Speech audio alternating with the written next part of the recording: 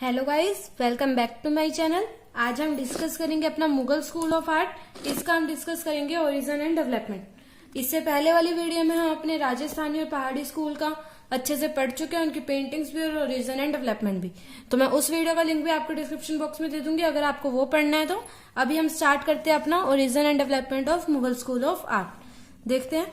Mughal school of art is not a new style itself, but it is same as Indian school of art. Mughal school of art कोई नए style का art नहीं है, ऐसा कहना चाहते हैं। हम इंग्लिश में भी पढ़ेंगे, हिंदी में भी पढ़ेंगे।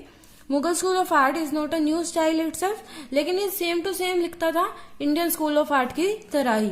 न्यू का अब यहाँ से आपका मेन स्टार्ट है, या आपने सिर्फ एक स्टार्टअप दे दिया। अब main topic, new culture paintings develop under the Timur destiny by Mughal rulers in Bukhara and Samarkand.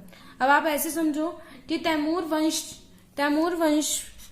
एक तैमूर वंश है, इसके अंदर न्यू कल्चर की पेंटिंग्स डेवलप हुई थी। कौन से देश में? बुखारा में और समरकंद में। तो यही आपने लिखा हुआ है। किसने डेवलप की थी? और मुगल रूलर्स ने। तो new culture paintings developed under the Timur dynasty by Mughal rulers in Bukhara and Samarkand. ये दोनों नाम आपको अच्छे से याद रखने। कहाँ पे हुई थी?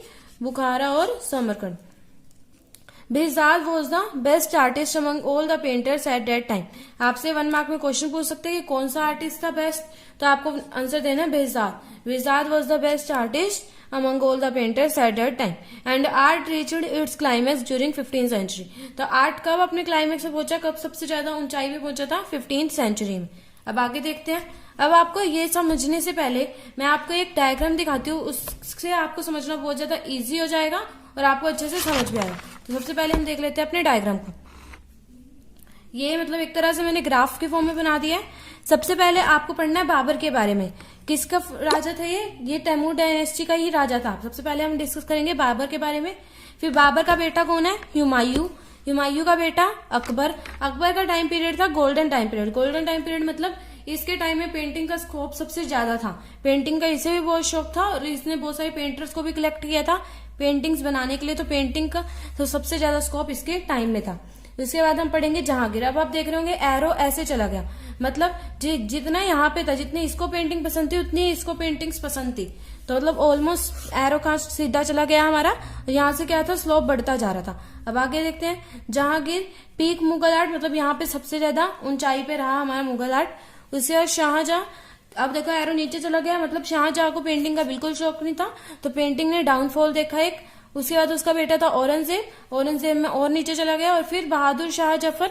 इसका आप एरो ऐसे भी बना सकते हो, क्योंकि बहादुर शाह जफर के टाइम में बहादुर शाह जफर को भी पेंटिंग का थोड़ा बहुत शौक था, लेकिन पेंटिंग उसके टाइम में भी इतनी डेवलप नहीं हुई।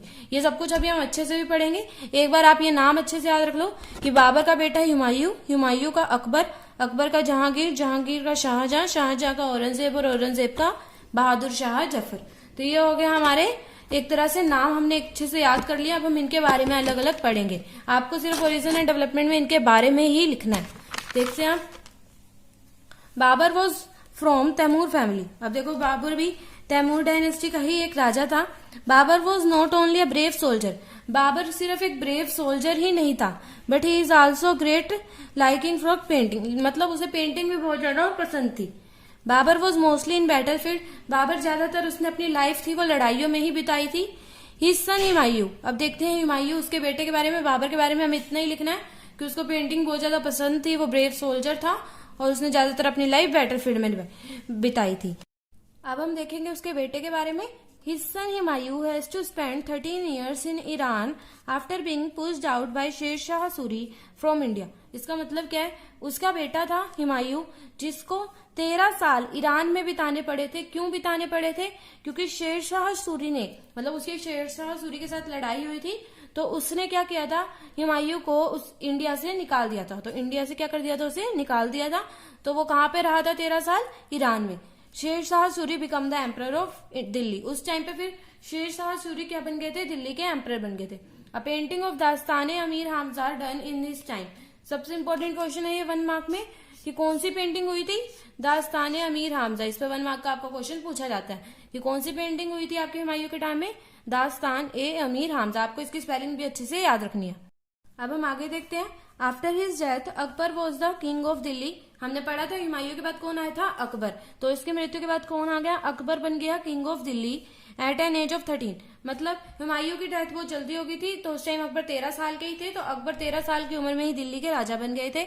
अकबर वॉज इंटरेस्टेड इन, अब हमने पढ़ा है कि ये गोल्डन टाइम पीरियड था, मतलब इनको आर्ट का बहुत ज्यादा शौक था। तो Akbar was interested in art of painting, Akbar को बहुत ज्यादा इंटरेस्ट था। Akbar has started a religion of दीन ए इलाही। ये भी आपका 1 मार्क का क्वेश्चन है कि अकबर ने कौन सा रिलीजन स्टार्ट किया था, दीन ए इलाही। इसकी भी स्पेलिंग आपको अच्छे से याद रखनी है। He became very popular in short time, बहुत छोटे टाइम में वो बहुत ज्यादा फेमस हो गया था।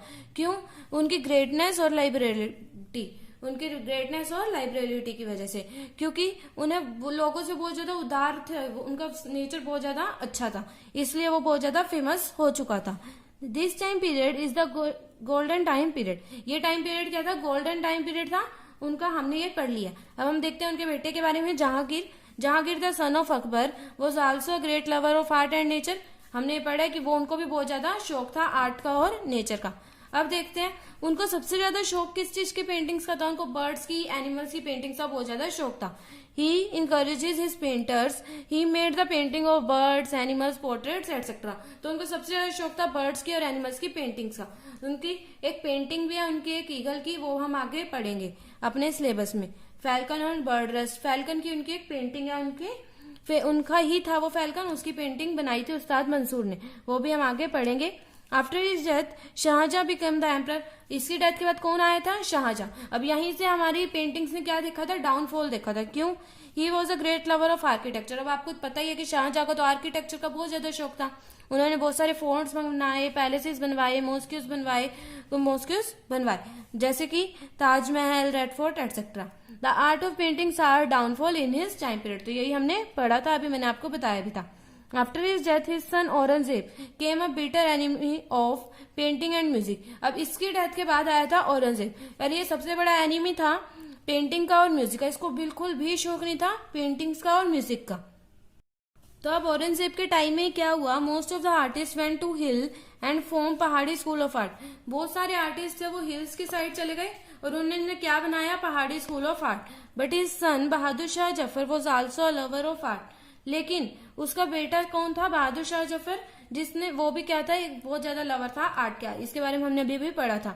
और आपको ये अच्छे से याद रखना है कि आर्टिस्ट ने कौन सा स्कूल फॉर्म किया था, पहाड़ी स्कूल ऑफ आर्ट। अब आगे देखते हैं। He collected some artist but artist do not do work from their heart. अब बहादुर शाह जफर के टाइम में उसको शौक तो था आर्ट का, लेकिन उसने कई सारे आर्टिस्ट को अलग अलग देशों से बुलवाने की कोशिश भी की, बहुत सारे आर्टिस्ट को, लेकिन वो आए, कहीं ने आने से मना कर दिया, और जो आए थे उन्होंने अपने हार्ट से काम नहीं किया, मतलब दिल से काम नहीं किया, इसलिए मुगल स्कूल ऑफ आर्ट वहां पे खत्म हो गया। तो इसलिए हम कह सकते हैं, या आप लास्ट में एंडिंग लिख सकते हैं, so we can say that Mughal school of art originated from Mughals, developed with Mughals, मतलब स्टार्ट भी मुगल से हुआ, डेवलप भी मुगल में हुआ, और ended with the Mughal rulers in India. तो यही खत्म होता है हमारा मुगल स्कूल ऑफ आर्ट। मैं होप करती हूँ आपको ये वीडियो पसंद आई होगी, तो प्लीज इस वीडियो का एक लाइक कर दे और मेरे चैनल को जरूर सब्सक्राइब करें। Thank you.